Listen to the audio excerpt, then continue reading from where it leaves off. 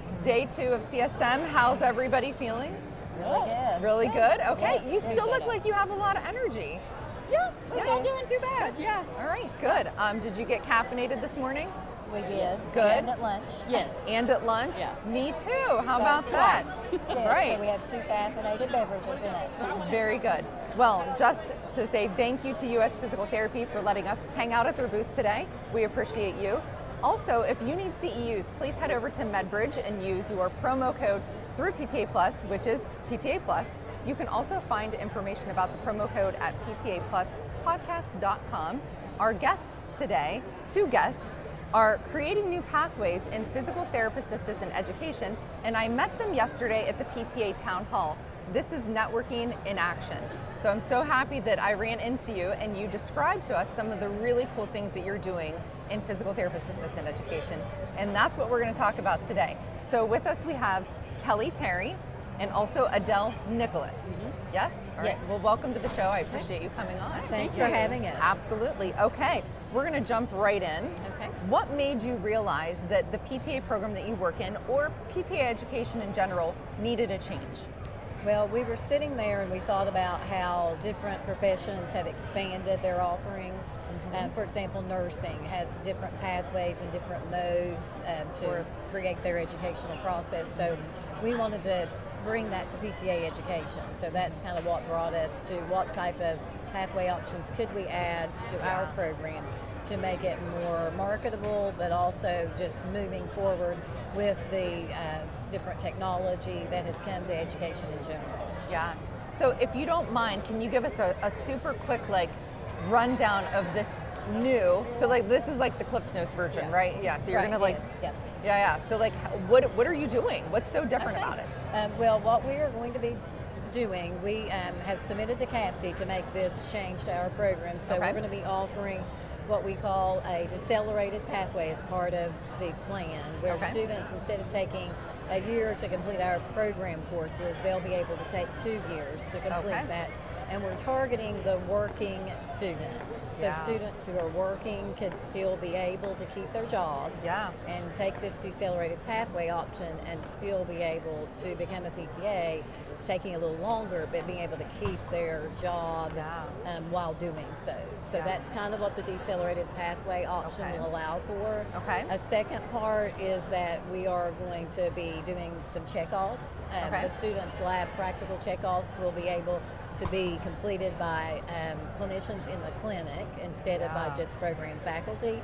So we're going to hire those clinicians that are working out in the clinic as adjunct faculty for our institution, and we'll be working with them so that they're able to check students off in the clinic, which again, those students will be working as technicians in the clinic and able to do their checkoffs there, which again allows them to work more feasibly while they're in the program. Checking a lot of boxes with that one, right? Yeah, so that's going to be really a beneficial piece to the whole picture, is that they can do that while working. A third component is we're going to be offering a hyflex option for our lecture courses. So that's not really as new as some of the other concepts like checking them off in the clinic, but all of our lecture courses are going to be transitioned to hyflex, where they can zoom in to the lectures, or they can listen to the recording later. So it'll work with their work schedule. So if they're at work and have a drive into class an hour, then they can just zoom in and then get back to their work schedule. Or they can just watch the recording later. So that's another option that's going to give them more time with their job. I mean, you're really you're hitting all of these different areas. I mean, if you think about students don't have a lot of money, they don't have a lot of time. Sometimes this is a second career. They came to a PTA program for a reason. They don't want to be in school for 7 years, but they have to work, they have families, they have to sustain life and everything. So you really are checking a lot of the boxes. And I love the involvement from the clinicians. I mean, what a way to build partnerships with your clinical sites. And we already have partnerships. They are acting as clinical instructors already. So we're just asking them to be interactive at an earlier point in the program. So they're going to be checking them off while they're still completing the academic component before entering the clin-ed component. Yeah, I love it. Great. Next question. Are you ready? Yes, okay. I'm ready. All right. So did you have any pushback? And what kind of Was there any hesitation when you thought like, hey, let's jump, let's do this thing? No, I don't think so. Not really. I mean, the institution was supportive. Yeah. For sure. And gave us everything we needed to be able to like kind of put this into motion. And the two of us, when we put our heads together, we can pretty much figure anything out. That's great. So, good but teamwork. yeah.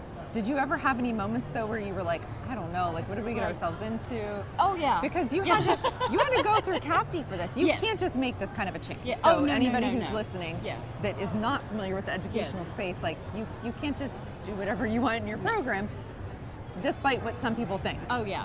Yeah. No, I mean, and she's been a program director and with the program a long time, so a lot of the burden of like writing the document fell to her, with me trying to gather the data and stuff that we needed to support the decision that we were trying to, or the point we were trying to make, and what our vision looked like, and make sure that they knew, we were trying to make it more accessible. Yeah.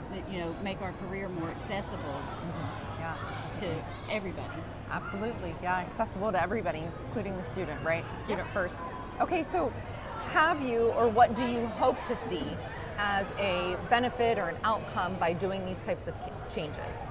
Right. Well, first of all, like I've already said, we hope that the working student can look at PTA education as now an option for them. So these students who have families, that they can't just leave their job totally and go into school, will have it as an option. So we're hoping to open that up on the student end of that. But we also, from a programmatic view of increasing our enrollment, we think this will help with that, because in our area in West Virginia, there's a shortage of PTAs. Yeah. Employers are needing PTAs out there, so we've got to increase our enrollment. So I think this is a way to do that, and that will help with filling that need. And we are a rural area in West Virginia. We have a lot of rural areas where we just don't have PTAs out there. So we need to be getting more PTAs out there, and I think this is a way to get them in the door.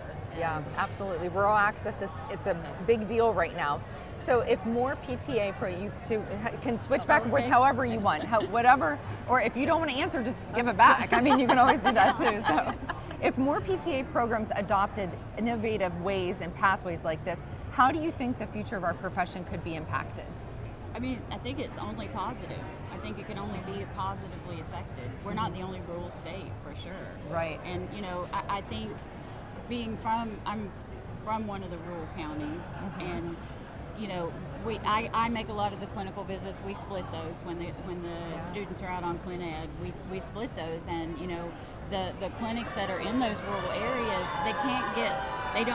the city kids don't want to drive to the country to work. Right. So we somehow have to capture those students that live in those areas. Because they want students that live in those areas, they want to work in those areas. And so I think this could help all the programs be able to capture those students. I think it only can have a positive effect. Great. So if you had 60 seconds with every PTA educator, what would you challenge them to rethink about PTA education? I think we need to meet the students where they are. I mean, I think I'm a PTA, I have been for 25 years, and I know when I went through, it looked very different from what I do now.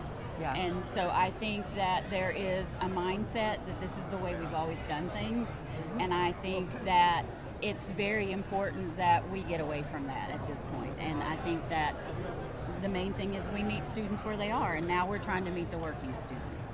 Well, you came to the right podcast for that, because that's what I try to promote. Is there's other ways to think, there's other opportunity, there's not a ceiling. Keep going. Yeah, so definitely. Okay, so a quick game, if we want to call it that.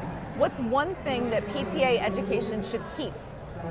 One thing that we should keep. It's working. We're doing good. Well, I think that we need to keep the different routes that we have for entry into the PTA program. We still need to have selective admission that we do. We need to keep that in place, but we also need to make sure that we're not just honed into that we're not open for changing how we do that. Yeah. So I do think we need to keep a process of how we select these students to come in. We can't just let anyone in. Yeah.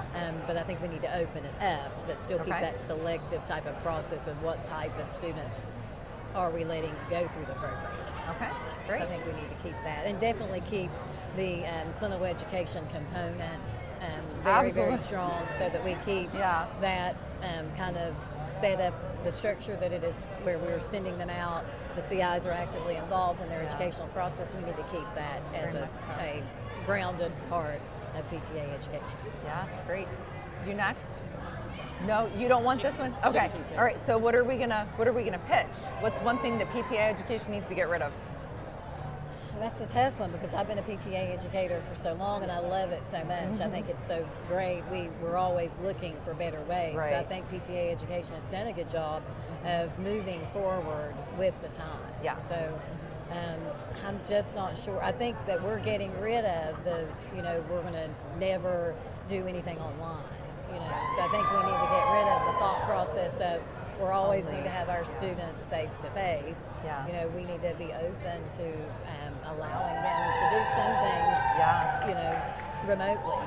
Right. And I do, that's kind of part of what we're doing. So to say something to get rid of would be 100% face-to-face instruction. Okay. Yeah. Fair. Maybe. Yeah, I can go with that one. What's something that PTA education should start to experiment with or look at that maybe we've been afraid to do? Well, and I think this is another one. I think we're starting to look at, again, these pathways of how to make them stronger. Like, how can we move from, PT technician to PTA to then DPT. So we need to start looking at ways that we can build upon that. So how we can make it an easier transition if we want to. If PTA students want to advance their educational degree, that we make it easier for them to do that. Absolutely. And I think, looking at, can the PTA degree be a bachelor's degree? There's a way to do that with, intermingling it with ease of pathway transition to the DPT. Yeah. But we also need to keep in mind that there are PTA students who don't want to become DPTs, but we need to have these pathways that get them that advancement without doing that, giving them the choice of, you can get a bachelor's that is emphasized in maybe business or communications. Okay. But then there's this other option. Once you get that bachelor's degree, then you can move on to the DPT program. Yeah. I love that one. I actually already had somebody on today. We were talking about what would it look like if we kind of just blew up what our current PTA education and PT education really looks like, so that we can truly bridge students that want to go on. Just because it's still, there's a lot of bridge programs, there's more bridge programs than there ever was, but there's still a lot of barriers to get through that. So how can we start tearing those types of things because down? I think it needs to be more for a traditional student who doesn't have the means to travel, because right now most of our bridge programs involve traveling on the weekends. And a lot of times it's very far away, and PTAs just don't have that. It's not accessible. But if you have a university close by, or if it's within the same community college and they offer the bachelor's degree, then that's making it easy. Absolutely. Yeah. Well, thank you so much, Adelle. Kelly, I really appreciate you guys coming on and talking to us about this exciting new approach that you have to PTA education. So thanks. I appreciate your time. Thanks again. Enjoy the rest of CSM. Okay, All we right. sure will. Thank you.